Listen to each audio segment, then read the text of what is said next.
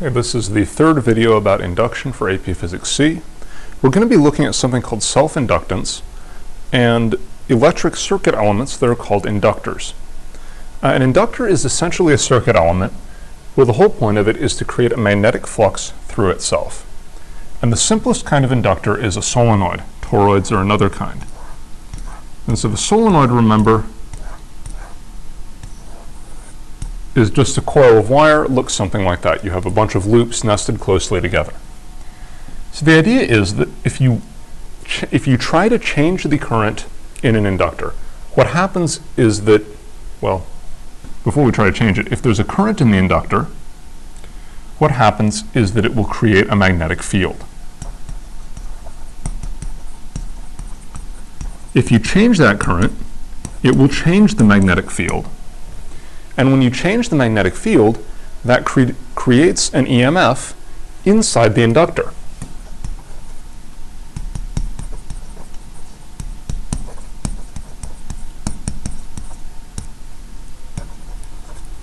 And the result is that an EMF is created.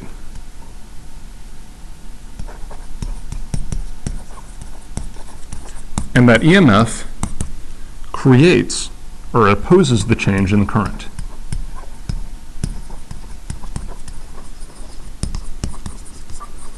And the equation is that E equals negative L times di dt, where L is something called the inductance, and it's measured in units of Henry.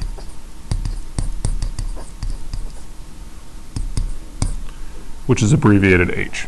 And 1 Henry is a very, very large inductance. The way the inductance is defined, though, is that it equals the number of turns times the flux through one turn divided by the current.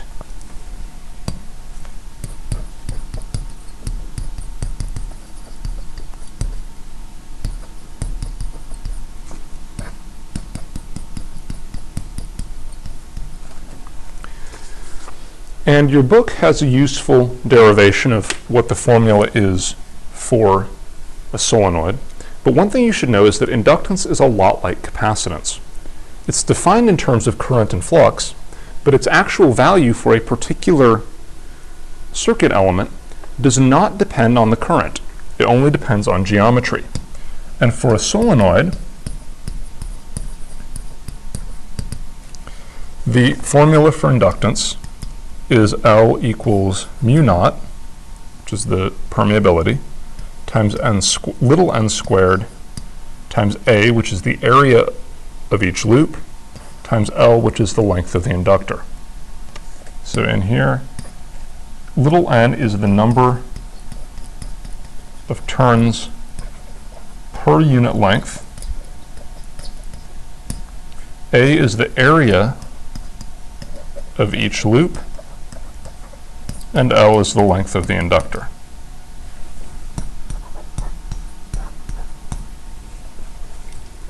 Mu naught is that constant, 4 pi times 10 to the negative 7 Tesla meters per ampere. Now, the derivation for this I'm not going to show in the video, but your textbook has a very good derivation of it. I encourage you to look at that. What you need to know is you need to know the relationship between EMF, inductance, and current. You need to know the definition of inductance. You probably don't need to memorize the formula for the inductance of a solenoid. Now that we know roughly what an inductor is, we need to look at how it behaves in a circuit. And in a lot of ways, they're very similar to capacitors. The mathematics turns out to be almost identical. The basic idea with capacitors is that they store energy in an electric field and they oppose changes in voltage. So remember, capacitance is equal to Q over V, and the voltage, so the voltage on the capacitance equals Q over C. The energy stored in the capacitor is 1/2 CV squared, or Q squared over 2C. remembering that Q is the integral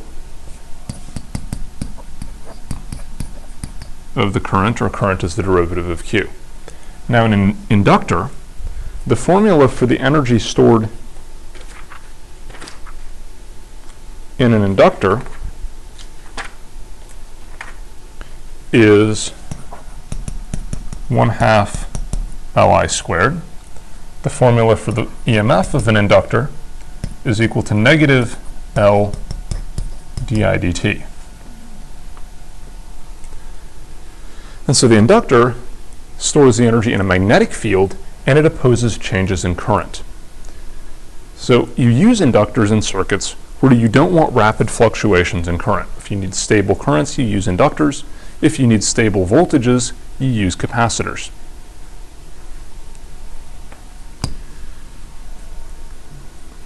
Now, if we look at a circuit that has inductors in it, when things are changing, for instance, you just opened or closed a switch, the result is that all the currents in the circuit are rapidly increasing or decreasing, the inductor acts like an open circuit. Meaning initially, it doesn't let any current flow. Whereas a capacitor acts like a closed circuit.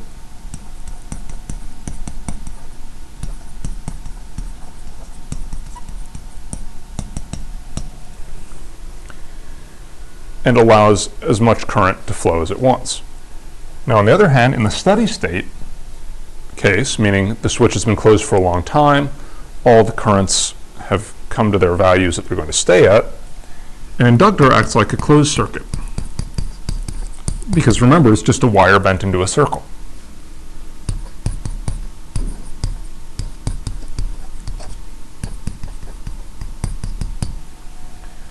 Whereas the capacitor, once it's fully charged, doesn't allow any more charge to pass through, and the capacitor acts like an open circuit in this case. And for tomorrow, I'm going to look at problems 40 through 42. They're all fairly straightforward, involving inductors. And our next video will look at the mathematics of simple circuits that have inductors in them.